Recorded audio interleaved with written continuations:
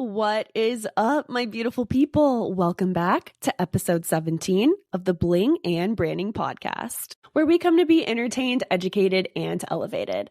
In this episode, I sat down with Mike Hodgen, Chief AI Officer and co-founder of Freedom Ravewear. I worked with Mike and Alyssa out of college, my first job. I actually pestered them for like weeks until they gave me an interview. And then they ended up giving me the opportunity to start, run, and produce and host their podcast, the FRW podcast, which is actually still live on Spotify. And it's super, super cringy. But honestly, it was the best time of my life. They also gave me the opportunity to make my own clothing line and just so many other things. Mike has been an incredible mentor throughout my career, and it was such a pleasure to sit down and talk with him. We ran through everything from rewiring your brain for change, what his definition of intelligence is, how he's kind of navigated the waters of owning and operating a really successful ravewear company, and so much more. So sit back, relax, and enjoy the ride. See you on the flip side.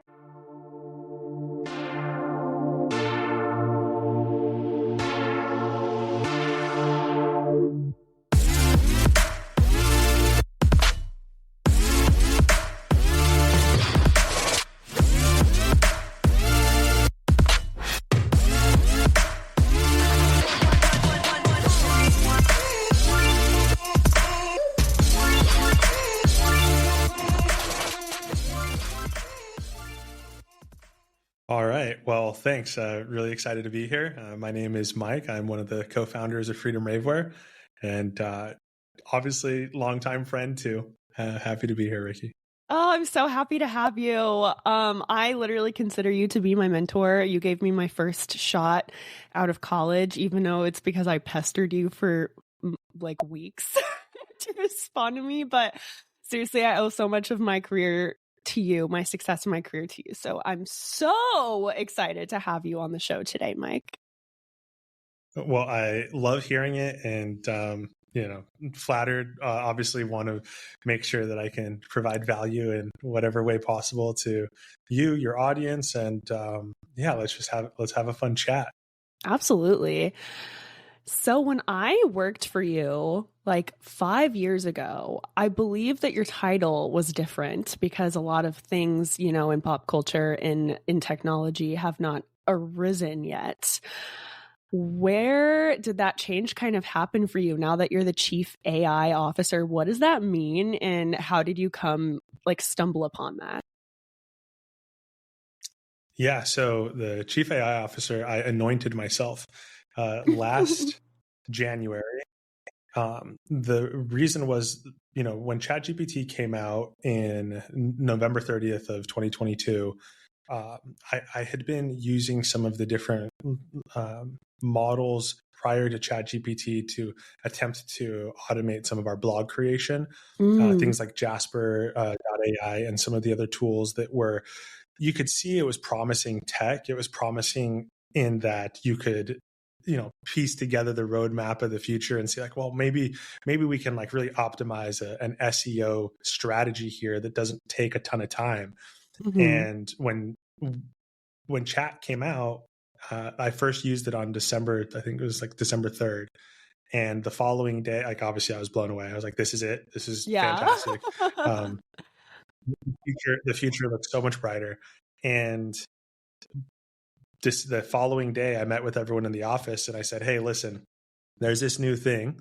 I need all of you guys to practice with it because fundamentally your skill set is going to need to incorporate the use of AI in the future. Mm-hmm. And it's so apparent, even using chat a few times a day, that learning how to ask the right question is a function of practicing volumes of questions. It's learning the back and forth, seeing how it works. And obviously I told everyone, I just took it from the athletic stuff where, it's like 20 minutes of activity a day. I was like, all right, you guys need to ask 20 questions a day. It's just like, no, but don't care what it is. It can be about work. It can be about life. Ask it how to improve a relationship with a parent. Ask it what you can do for, shopping a grocery list. And everyone on the team like really took to that, and I can like proudly say now everyone is very good at using chat and a whole host of other tools. But I took it upon myself at that time to move Alyssa to CEO, because she was also in a point in her career where she could really take that on. And then I just spent the next year, I mean, up until now, a year and a half, diving into every AI tool that's out there to figure out how can we automate the tasks that are going on in the business. And we've been very successful at doing that. So that's how. Absolutely. Oh my God. Excitement, passion, enthusiasm, and not believing in anything, really, just doing what you want. You've always honestly been really good at like jumping on things before the bandwagon hits, so that by the time it does, you're like, I already know what the fuck's up. So I applaud you for that. Yeah, I think festivals and raves are having a nice cultural moment for sure. 10 years ago, it was a little more obscure to say like, hey, we're going to start a festival company. But raves have been happening for a really long time, right? I mean, people like to party. So yeah, absolutely. I think I'm first mover there. Let's start on that actually, because that is actually so real. Back when you guys started Freedom Ravewear, like I think there was iHeart Raves, and besides that, people would make their own rave bras or like wear lingerie to festivals because like there was like, where did you get stuff, right? And so you and Alyssa, right, went to Beyond Wonderland, I think it was. How about you kind of share with the audience the inception of FRW and how it came to be? Yeah, the inception of FRW is, someone who's, young, naive, and not really understanding how hard it would be to build a business, but full of optimism. So like that's the background to it. But that individual showed up at a music festival. It was Nocturnal Wonderland with Alyssa. And she made some outfits for us, like a lot of people who, are going to festivals like they do. And, halfway through the night, after many people had complimented what we were wearing, I remember just looking over at her and being like, hey, do you want to do this? And she was like, what do you mean? And I was like, do you want to start a company? And she said, yeah. And it was pretty much right then we were just committed to it. There was no hesitation. I know that I started the LLC like within that week. We had filed the paperwork, and the following weekend we were at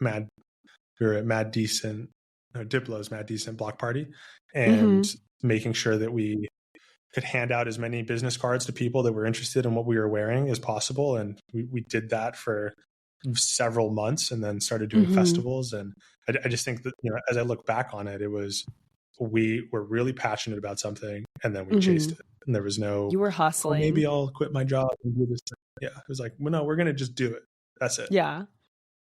Yeah, that's kind of, I feel like that's how you have to start a company. Like, because if you just pussyfoot around and just talk about it and talk about it and talk about it, then it becomes more abstract and like harder to make that first step, right? But if you freaking balls to the walls, just jump all the way in, ship it when it's 75%, I think there's a way better chance of actually making something happen.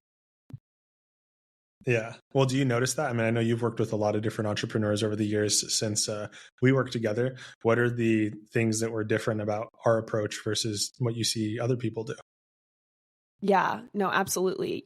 When I worked for you guys, you were always like, well, let's try it. Let's do it. Like when we were trying to start our own podcast and we were like, well, what's the right hosting site and what's the right mic? And we don't really know. So we just kind of went for it and, started doing it. And I think it's best to learn through doing something than, research the heck out of it and, creep on up.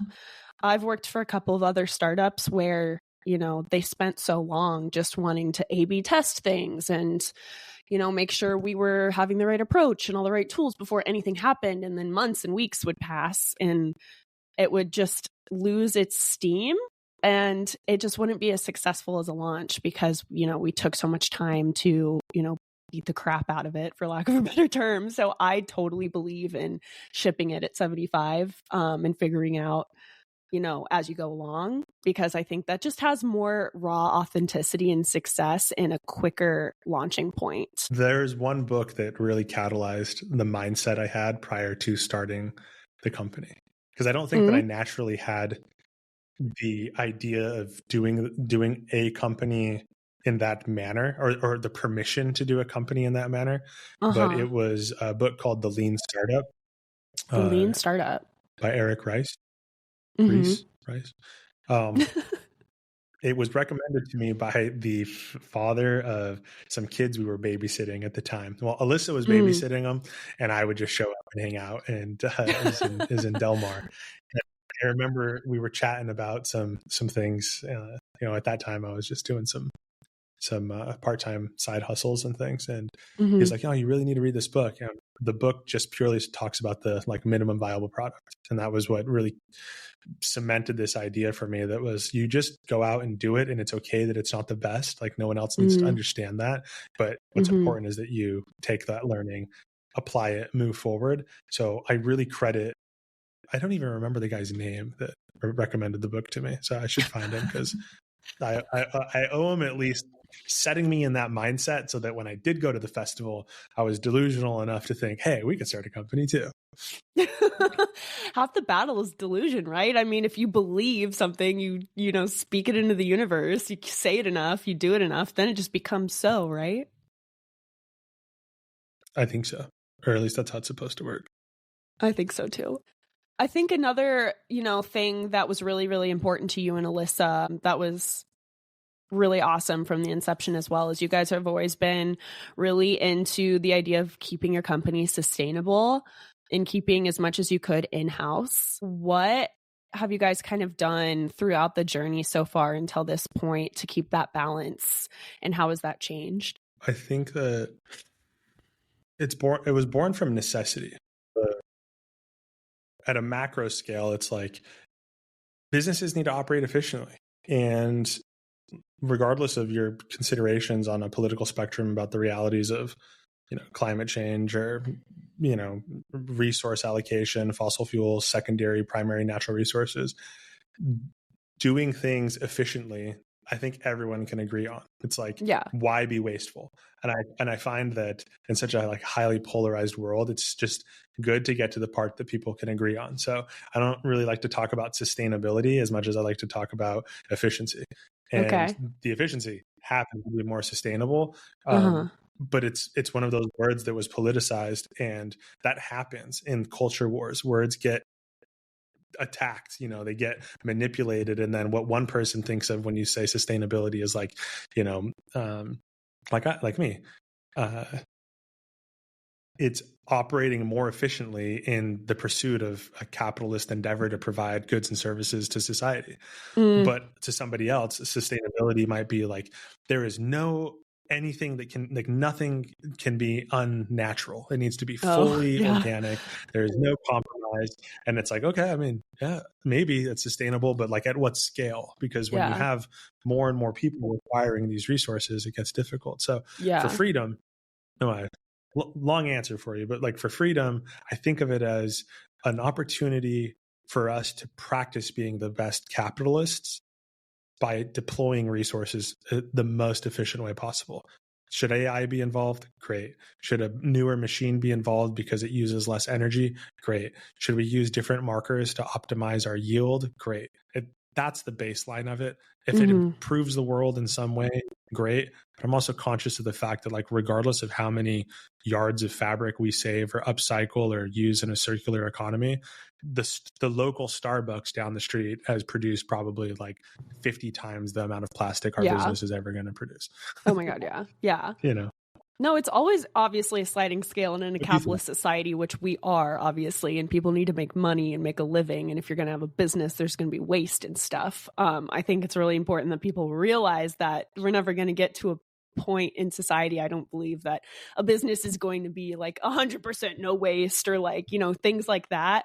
But I think you guys have taken a really holistic approach in terms of, like you said, upcycling fabric and doing what you can to increase efficiencies. And I think it's really admirable, because you guys aren't really you guys are just doing what you can, right? To make sure that it's as efficient as possible. And I've always really, really appreciated that. Yeah, I think in that pursuit, there is, for other people, if they're looking at managing their own business or trying to find efficiencies, we're so fortunate to live in a time where we can access the technologies and the results of others. So, right now, today, there's probably engineers, in some far-flung country on Earth designing a machine that I'm going to benefit from 2 years from now, 3 years from now, 5 years from now, Yeah. and that other people are going to benefit from. And it's something I'm so grateful to live in this time. And there's so many things that are, less than satisfactory, but, I grew up with not a lot, and I've done everything I can to create the best life I can and improve the lives of others.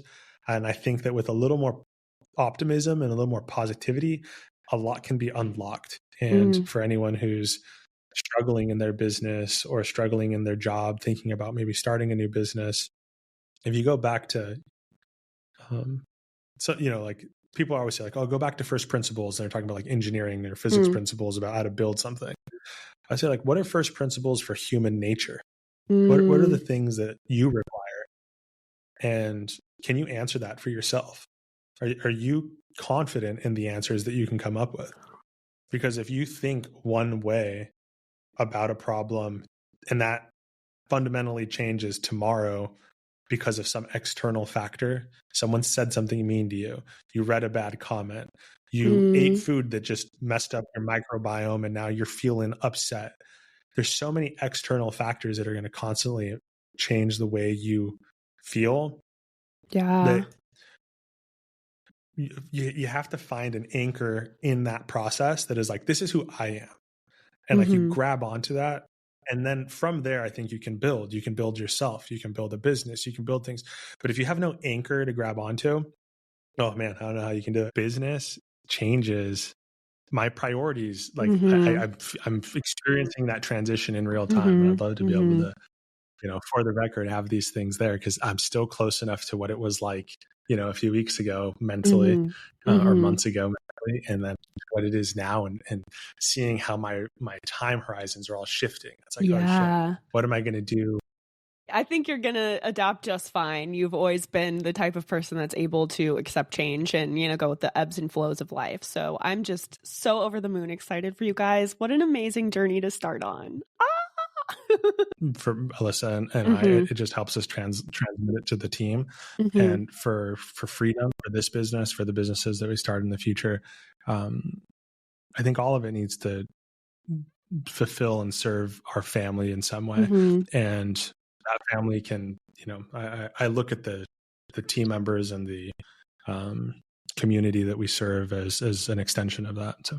Absolutely. So on a different note, I know you're going to have a great answer to this question in your Mikey Mike way, but what have been some of the most like unlikely business decisions that you've made that have made the biggest impact? Positive or negative? Either way, whatever way you want to take this, I'm game. Let's go. Strap in, baby. Yeah.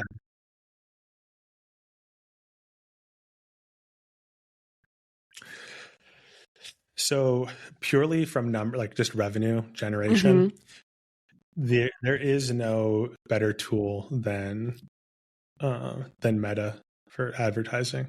I think if you're trying to make money and you're like, if you want to make money online and you're like, well, what skill set should I have to be able to have some control over that process?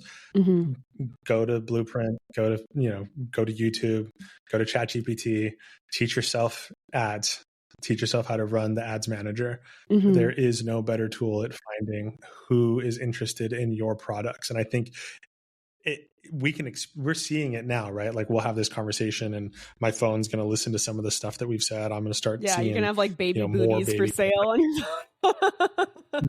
Yeah. Like we know that we're being targeted but it's in a kind of a delightful way, right? It's like, well, hey, I kind of need that. And the algorithms learn off of like the interest or the ability to predict. And I think one of those really exciting things in moving the needle in business and what reinforces your desire to keep persevering through the down and hard times is you need to see success. You need to see results. And in business, that's profit, that's generating, income that can sustain the business's mission. And so by far being both dedicated to the craft of managing ads and learning from trusting the wrong people in those same processes has been the biggest impact on like the business. It's generated the most income for sure. So that's on the positive side. It's kind of the negative side too, because if you don't learn it yourself and you trust other people to do it, which I've done, which lots of other business owners tried, you just get hosed. Just happens. With Meta specifically, I know that they have some weird like regulations on indecency and things, and because you're a rave art company, did you have a struggle with that, with posting things and it getting taken down because it was showing too much skin or whatever? Yeah, it's definitely something that we dealt with I think a lot more in the past, and now we just know which what photos stuff works or videos are likely to do well. Yeah, so we'll just select out for that, so I don't have to wait for it to like be approved. I just know that it's going to most likely be approved. So I'd say maybe one out of every 20 ads is going to get flagged, and then we just stop that one and put up another one. So it's not too much of an impact, but that's good. It is there. Something else to note too is that it's so crazy how the world works. Do you remember like the adpocalypse when they switched the like Apple tracking, when Apple said like, okay, Facebook, you can't do the targeting anymore. Like I do remember that. It's funny how things work out, because I think it shows like the strength of capitalism in general, just, or like the pursuit of profits. Because it's like it reemerges, and it almost, I mean, I would argue that it's more powerful now than it was 3 years ago, and I think that absolutely. When Facebook said, when Facebook was told by Apple, we can't track you, then whatever Facebook did on their algorithm to start using AI to predict people's behavior without needing that specific tracking, but just being like, well, we're going to go off of the signal that we can receive. I mean, it just seems like it's getting better and better. That's why I'm saying, like, if you're running a business right now and you're like, I'm struggling, I need more money, and you're not running ads on Meta, start there. If your website's dialed. If your website's not dialed, then work on the website first, because you don't want to waste money on a poorly converting website. But anyway, I digress. And when you say poorly converting, you mean like it's not optimized for SEO, and you're not like, you don't have AdWords, hidden in there? What do you mean by that? Break that down for us. Yeah. So it's a lot of things. Think of it as just like there's low hanging fruit, and then there's things that you should optimize like more and more over time. I would say like right from the get go, the thing that I would look at first is the site speed. So if that site speed is something that's like anything really more than 2.5 seconds, it's not really going to be helpful to drive a ton of traffic to.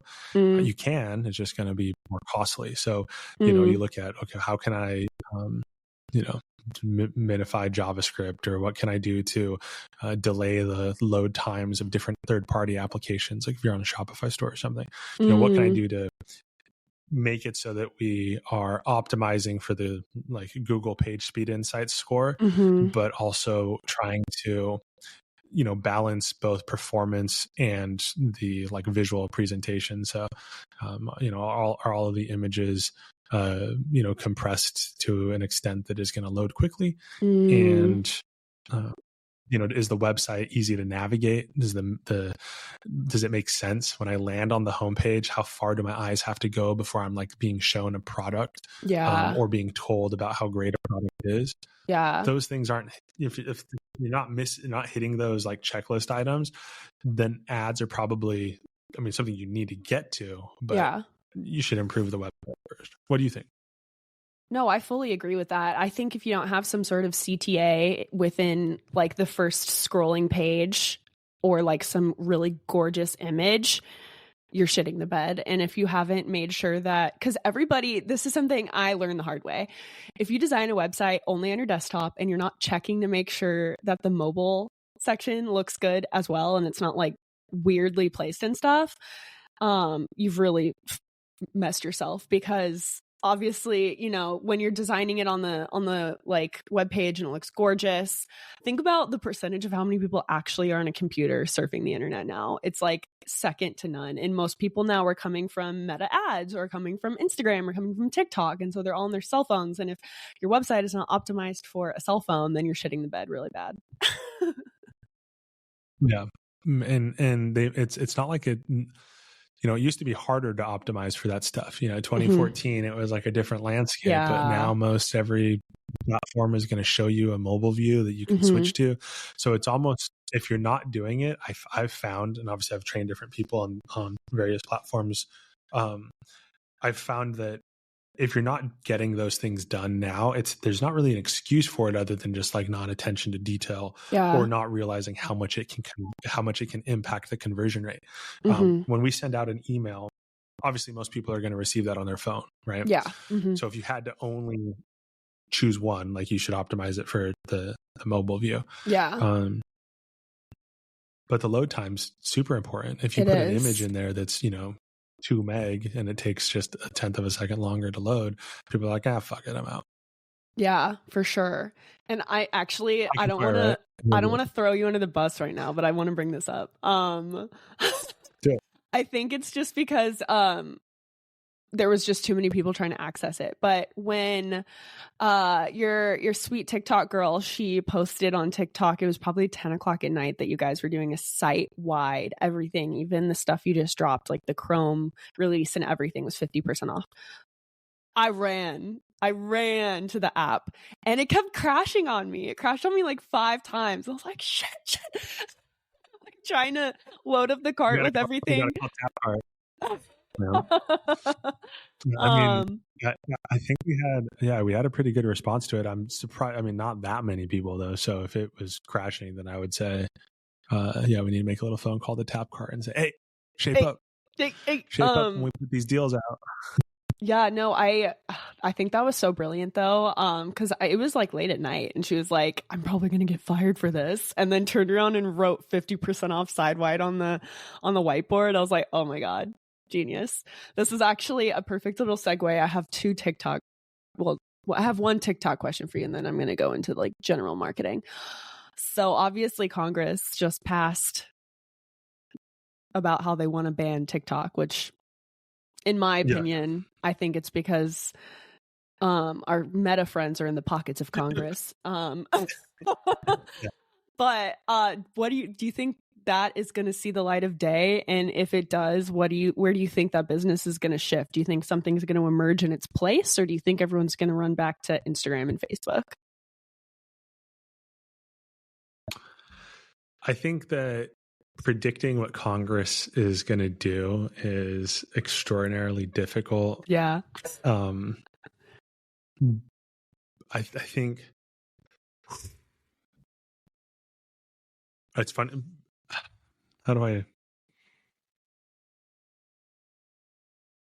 The like pessimistic side of me says that you could run a pretty good calculation that is going to say like, well, what is likely to happen, and what's likely to happen is the thing that is going to generate the most revenue for the individuals involved. And so if the particular Congress people are being funded by paid by in some respect through competitors of TikTok, then it's likely that it would see some sort of sell off, or they would transition the ownership or ban it outright.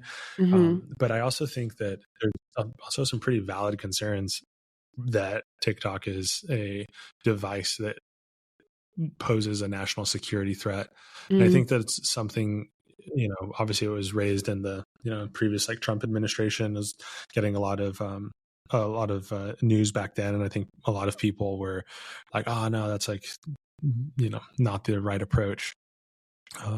But now in this administration, what seems to be support as well for removing it, it makes me wonder, like, what do they know about the application that we don't know? If the application is able to be accessed by what people are going to like, what is I guess in geopolitical terms, like a rival to the United States, Mm. then maybe it is something that should be looked into more closely. I'm just not sure I like our Congress people making that decision, because I'm not sure they've looked into anything closely for a long time. Yeah. So, Yeah, I agree. I'd like someone smart and capable to check into this. Yeah. Don't know if that's Congress. Or anyone in the American government, to be honest. Yeah. But I don't know. Part of me is also like, I'll say this too, and I'm curious to hear your thoughts. But I mean, what are the stats now? How many hours a day? 3 hours a day? 4 hours a day? Yeah, something People insane. under 16 or Yeah. aside from the political, exploitation or the ability to manipulate people's behavior or mindsets through the content they perceive that they consume, it's just not good for people to be on social media that long. No, it's absolutely not. I fully agree with that. And And for us kids, social media managers over here that are like not only engaging for the various clients that we have, but also making the content and trying to find the trends. And I spend like 7 hours a day on social media platforms because I'm running various accounts. a lot.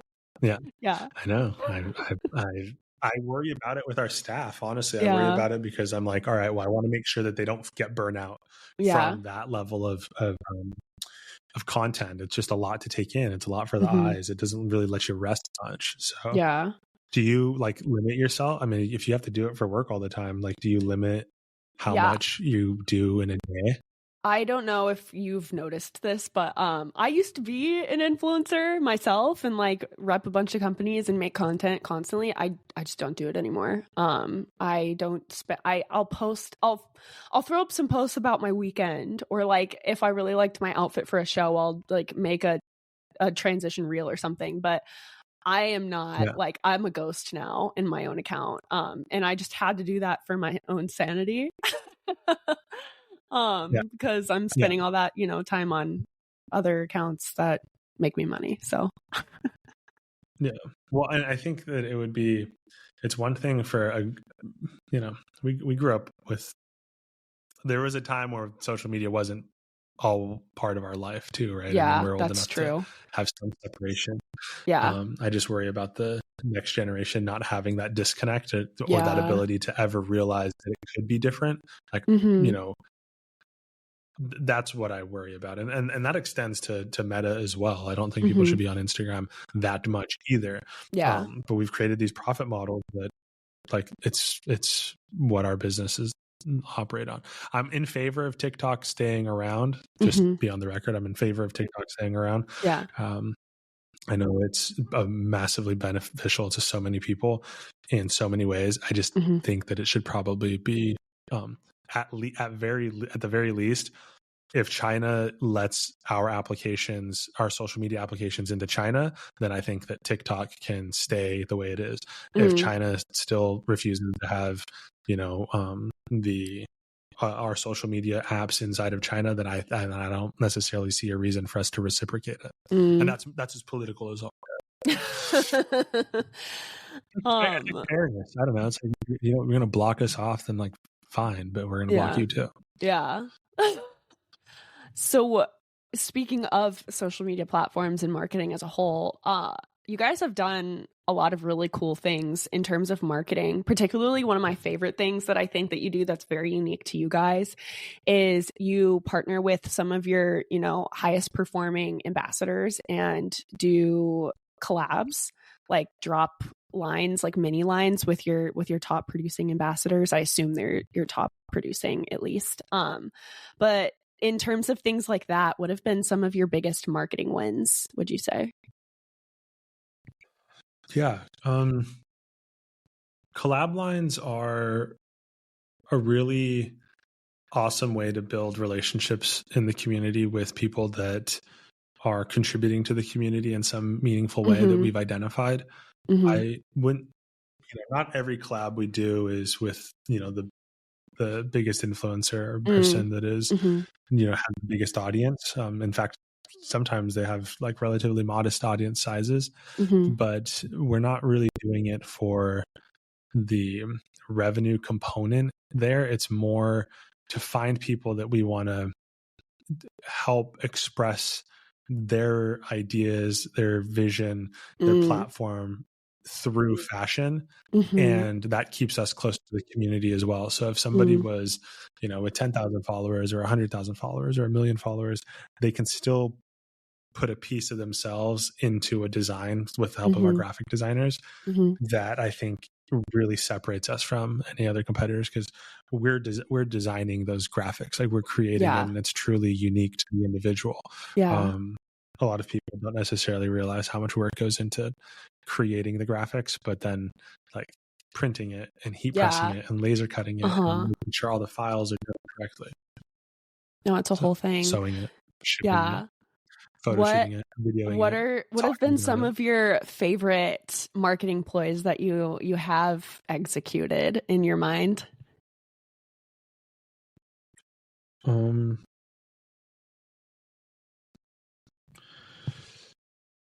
Well, in relation to the collabs, like obviously the big wins there are related to the way that you promote it in advance. So the one that we did recently with Chase. Chase Face. Yeah. And I can't do the sound the way he does it, but yow is the other one. Well, I can't do it either. You're having so much fun. He is so well known and has so many friends and so many people just willing to help promote, because he's genuinely just a cool dude. He's a really nice individual. And I think that I saw that because of the depth of his connection inside of the space, being a raver, going to these shows and having these genuine connections, that the promotion of the collection from everybody else who was like, hey, here's this thing that's coming out. That was really cool to see. And I think a big win for the brand, in the sense that we identified like a really well respected individual who's through and through his own individual self. I mean, I don't know if there's anyone who's like more unique in who they are, right? It's just like really interesting and hugely popular, but hugely loved. And that was cool. So I think that was a big one, to see the combination of, business with like community. Yeah, I agree. You guys actually have taken a really awesome approach into like the exclusivity as well, that I think has fired up the community in a way. Like anybody can get, access essentially to early releases and things, but you guys really play on that, like, you're special to us, you're our special audience. And I think that's probably contributed to a lot of your cult following as well. Yeah. I mean, listen, people want, so big wins, then the big wins.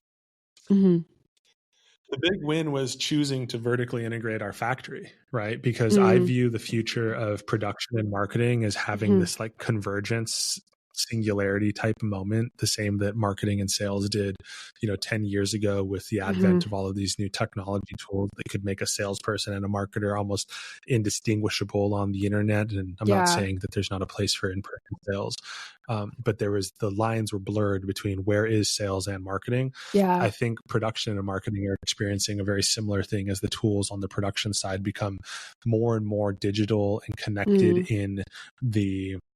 connected to the like consumer demand cycle. So we produce 300 to 400 SKUs every single week. We'll have the best of those restocked within a day. And the ones that don't sell as well, we just don't make any more of that, because it didn't have the demand. So then we're on to the next thing. It's like, it's to me, that's production meeting marketing, and that's the big win. It's not just, there's marketing tactics we can talk about. There's SMS and email campaigns and giveaway entrants and things that we do, but all of it is supported by this marriage of manufacturing and marketing power. And I'm happy that we do it, because it's kind of our lifeblood. Absolutely. So do you guys still have your like brick and mortar where people can come in, or is it all online now? It's all online. The space that we had at the front of the old office, we stopped that when COVID happened. It was always just like one small showroom people would come into. Yeah. But retail's tough. Like it would just be tough to stock things, for manage sure. it, and have people. No, yeah, even back in the day when I worked for you guys, I feel like we had like walk-ins like maybe once a day, maybe. It was more like for if we were go for it. Go ahead. Oh, I was gonna say it was more like it was more like when we had photo shoots and stuff, like the models would come and get all excited to like look at what was on the racks and stuff. I feel like that's when we got the most attention of the storefront. Unless, like it was close to a festival, like we'd probably get, a few people coming in like needing last minute outfits on their way to the festival or whatever. Yeah. Yeah. And that's not, if we were in a high foot traffic area that wasn't like a business park, and, there's been opportunities for us to think about opening a retail store, and maybe in the future we would have the desire to do so. But, e-commerce just seems to be a lot more efficient. Absolutely. For where we're at in like our growth cycle. And you guys have grown tremendously in terms of humans as well since I've been there. What did that process look like for expanding to so many different seats and so many different roles? What's kind of been the core of your company culture, and what qualities have you put at the top of your list for hiring individuals? Yeah, we haven't nailed that mix perfectly yet, right? I mean, I think most startups that are going from, we had like 7-8 employees, going into the pandemic. We didn't fire anyone during that time, and we barely held on. And then, now we're up to closer to 30. So I think the growth over the last year or 2 years has just come with a lot of growing pains, a lot of misallocation of resources relative to my time and attention. And I'm dealing with some of those things now as I like look at, the awesome team members that we have, how to optimize them, looking at like what the business needs, what it needs to be optimized, and then realizing for myself, I have to reinvent myself to like rise to the occasion of being a business that's going, crossing the chasm and attempting to, hit scale that is meaningful. I have to like kill the old Mike. The old Mike has had to die. I think he's still parts of him are dying. I have to be a newer, better version of myself to rise to that. And I look for people. No excuses is like, if I could hire on one thing and just be like, no excuses. Yeah, that's a big one. The action you were talking about earlier. Yeah, no excuses. Just get it done. Absolutely. And you actually said something that I think is so important that I feel like a lot of young entrepreneurs and young workers don't really understand.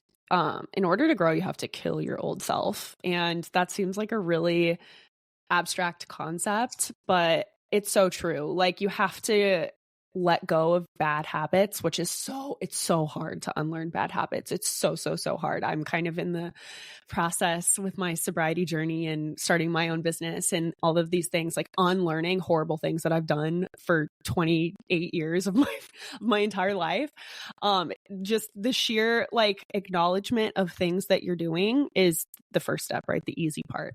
The hard part is catching yourself amidst those habits and directing that energy towards the new flows and changing the wiring of your brain. Like that is so hard. And I so commend you for that. And I think that's so important.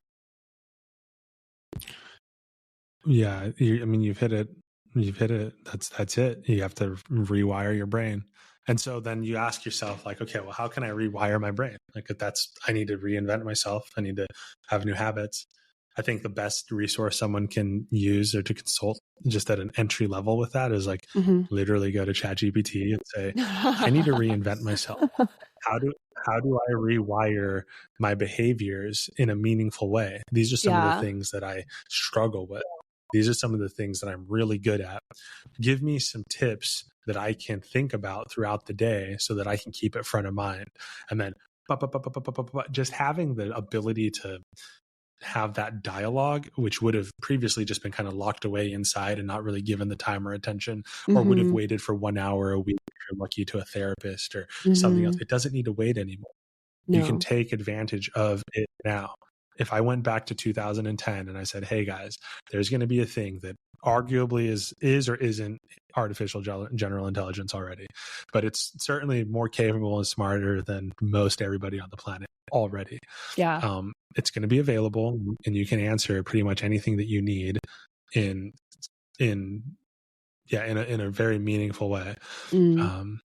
That most people would be like, that's not going to exist. Like, you're kidding. They're like, no, it's in 2024. It's there. Like, no, it's not there. And they're like, well, and actually you can access it. And they're like, yeah, for what, $5 million? It's like, no, you can access it for $20 a month. Like it's free, or you get the better version for $20 a month. Like, would you do it? And they'd be like, yeah, of course I do it. That's incredible. And then you fast forward to today, and most people don't fucking use chat or Gemini or Bard or Claude or any other, whatever the fucking thing. It's like, human nature is fundamentally restrictive towards progress in so many ways, but there's those like early adopters that will set the trends, and then they'll come around. Change is hard. I would argue that if you are able to pivot and change in like with the least amount of resistance, that's like a superpower. That's like a huge superpower. That I agree with you with. I would call that adaptability. And being able to adapt to changing circumstances is my personal definition of intelligence. Yeah. I think that the more intelligent someone is, the more adaptable they are. I know that, there's can be some debate there as to the real differences, but the way that I view these types of words in my mind is like they're part of these like word clouds, and intelligence is in action. Intelligence is an organism's ability to survive. Yeah. So it's a very like biological sort of evolutionary definition, but I like it. I'm here for it. So would you say that, have you had your we made it moment with Freedom Raveware yet, or has that not yet come to fruition? And if not, what was that? What would that be for you? We made it. Wow. Yeah, I did have my we made it moment. It was the baby. Oh. it was seeing. Oh, that's so precious. Little yeah. I haven't had a we made it moment. I mean, we did move into, this awesome new facility. It's fantastic. I love it. And it's cool, but I don't really feel like there's I feel like right now it's like, put up or shut up, like cross the chasm, make it happen. Yeah. So when we have an eventual exit, or, the business crosses, like, let's say, like into a 9-figure realm, like I would say like we made it. Because I think those are some of the like limits of what our business can do. And that would be fun, and I would appreciate it. So I like the challenge of it. 9 figures. Yeah. Damn. Shoot for the stars, baby. Yeah. There's a path to it. It's, it's just leveraging, like riding the waves. Like, you don't get to make the waves, you have to ride them. And that's where the leverage happens. That's where you can get the disproportionate growth. There's a huge trend right now for moving manufacturing into Mexico. Mexico just became the US's largest trading partner. So, working on a factory in just over the border in Tijuana. So we'll be, hopefully scaling up our footprint there as well. And, doing more to efficiently grow, and also, keep the same kind of control over the process that we've had before. Yeah. Oh my God. That's exciting. What does that kind of entail? Is that like expanding more business into Mexico, or is that just to sheerly scale the output that you can have currently? Yeah. Well, to start, it'll be working with different manufacturers on different specific product types in Mexico, just so that we can, in real terms, kind of see what the costs look like. We can always forecast these things out, but sometimes when the rubber hits the road, things are a little different. But assuming that 3 to 6 month test works well, then we'll look to buy some land and get a warehouse, get a factory going, move some of our production there. And yeah, I think that having control of the factory is just, it's a huge advantage. I don't really want to let go of that. Absolutely. So you guys have gone through, obviously. Oh yeah, you do. That's correct. You guys have gone through obviously a lot of changes, and you've made a lot of pivots in the growth that you've seen. Is there one lesson that you learned that's really stood out in this journey that was super beneficial since founding Freedom Ravewear? The first thing that comes to mind is like the, hire slow, fire fast kind of mentality, which is, I wish that earlier on in my career, it's so hard to say, because like, how would I have known what I was looking for without the battle scars to, of course, learn from? It's like, yeah, it sounds great, but how do you actually do it? Yeah. So I just think that knowing when someone isn't hitting the standard, moving them into a position that is going to be beneficial for them, or moving them away from the company faster based on performance would have been it would have saved me a lot of time, and then those resources could have gone elsewhere. And then I mean that from agencies, employees, customers, things where it's like you're being reasonable and trying to work with a customer who's just like their hair's on fire. And it's like, sometimes it's just better to just hit them the refund and say, peace, just deuces. I don't even want to deal with I'm not your target today, ma'am.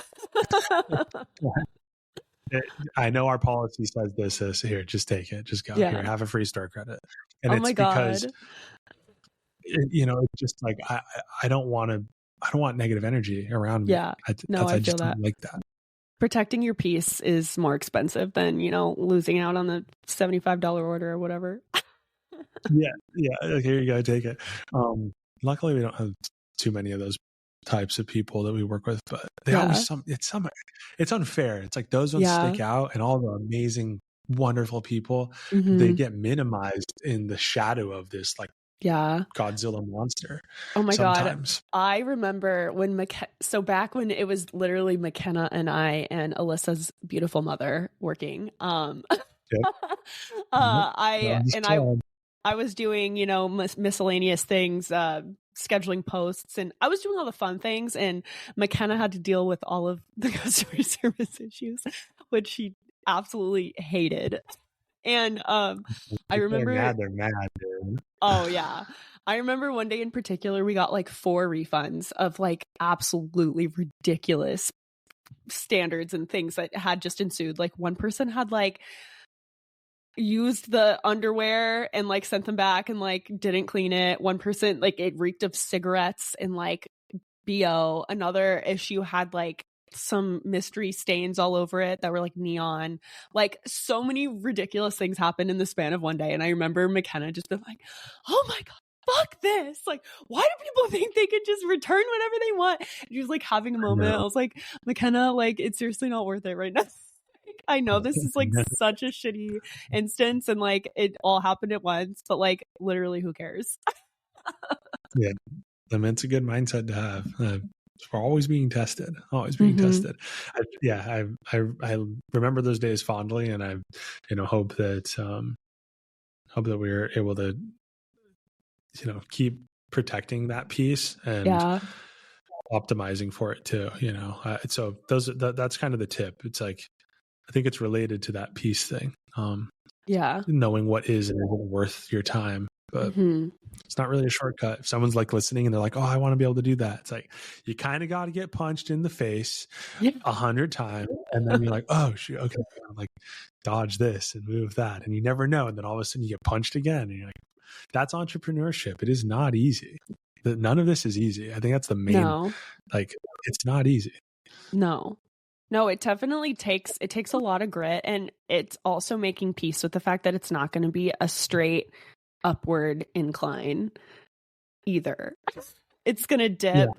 Some months you're going to be like, oh shit, let me run up my credit card because like this is like life is not lifing. And sometimes, you're exceeding expectations, and it's really just being able to roll with those ebbs and flows and not make too much of a fuss about it, because, you know, at that point you're just wasting energy obsessing over the fact that you're not doing well in that given second. Yeah. Yeah. It all comes back to energy. It really does. The people that are around, I have so many fun little like gadget ideas around regulating energy. I'm going to share one real fast. I've got more, but I think it goes to what we were talking about earlier, is like optimizing, like knowing how to reprogram yourself. Language is so important. The way that you speak to yourself, the things that you hear, the content you consume, which is why I kind of steer away from those like algorithmic feeding sessions where you're not really in control of what's coming towards you, or as in control as you might want to be if you were like purely selective about, I want to do this thing for my future. You know, I want to read these books. I want to hear from these people. You don't really get that kind of control on the platforms. No. On the For You pages and stuff. But language is so important. So I would love, with the advent of the AI tools that can monitor the words that people are using and identify the characteristics, so that you can listen and evaluate maybe some of the things that you might not know. I feel like I'm hypersensitive to language in a lot of ways, not as sensitive as I'd like to be, but with the large language models, you could take a recording of, you know, the friends that you interact with and the conversations that you're having, and then just do like sentiment analysis and see, like, you know, what percentage of time am I listening to positive things? You know, does Susie only bitches? And I want to know if like being around Susie should maybe potentially be regulated. I can see this. Obviously, there's privacy concerns and everything with this statement. But I just think it would be really cool if you could look at an app that would show you like the amount of time you've spent in a positive environment. Externally, that's great. Internally, it's a little more challenging, a little like neural link type setups where you would need to know like what kinds of thoughts are you having, and then be like, hey, you're actually having a day today where you have like more negative thoughts, and we need to do something to like stimulate a positive framework. But I believe if people are more positive and think more positively and speak more happy thoughts into the world, that we can help create that for ourselves and for those around us, as opposed to just like jumping on the Negatron bandwagon, which is just boring. Oh my God, everything's getting so bad. It's boring. Fucking boring. Yeah. And it doesn't help anything. It doesn't raise your vibration. It's not good for anything, really. Yeah, like what? The story ends there? Like, no, let's write a better story. Maybe it is going to get hard for a lot of people. Let's help out. So that's how I think about it. I love that. For whatever it's worth over here in Rave Corner. So what advice would you give to young entrepreneurs that have a passion project or an idea that they want to pursue? What would you say to them? If you need to be talked into doing it, then I'm not sure you should pursue it, just because there's a huge barrier to entry in effort to make anything successful, especially since it's the best time to be an entrepreneur ever, but also means that like there's the most competition ever. Yeah, and so it's saturated. You really need to be committed. Yeah, you need to be committed. So if it's like, oh, well, I don't know, I've been kind of thinking about it, and you know, I'm just like, maybe, well, then it's like, I don't think your time's now. That's kind of a mean thing to say, because I do believe firmly that like people can create exceptional lives for themselves and unlock a lot of freedom that way. But I also don't want to be like delusional about it and send people down a path that's like, oh, like you can do it, when it's like you weren't committed to it. Yeah. You get what I'm saying?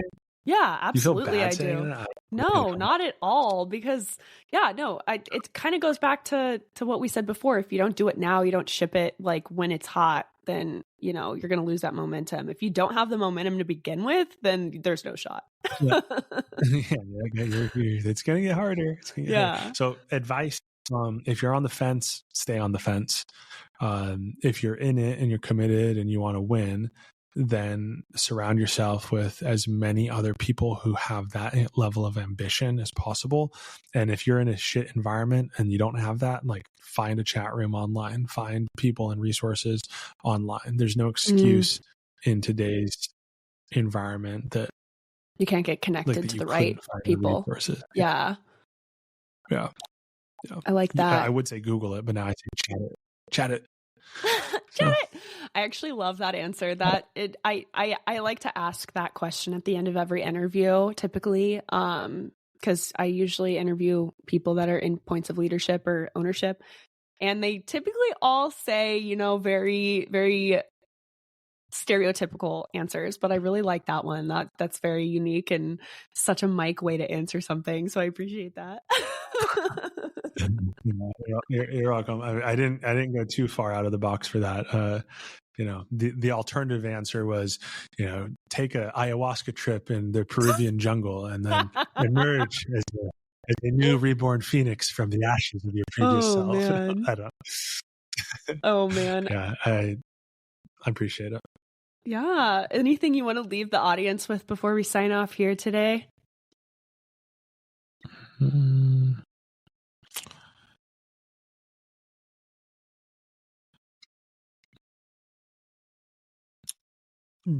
Knowing yourself is going to make everything easier. All the decisions that you have to make, whether it's business or personal, and so creating an environment for your own internal dialogue to get really comfortable with how you feel and what you think about the world and understanding what impacts you is a superpower. So it's unique. A lot of people don't spend that time. It might honestly be a luxury to get to know yourself at that level. You might not have the time if you're really busy going from one job to the next job and taking care of kids and doing the next thing. So I think if you have that chance to get to know yourself well and give yourself time to, be introspective, don't let that go to waste, because there's a lot of people that don't have that luxury. And if you find yourself in the position where you feel like you don't have time to invest in yourself, then maybe audit your time with more scrutiny and be a little more ruthless as to what is and isn't taking your time.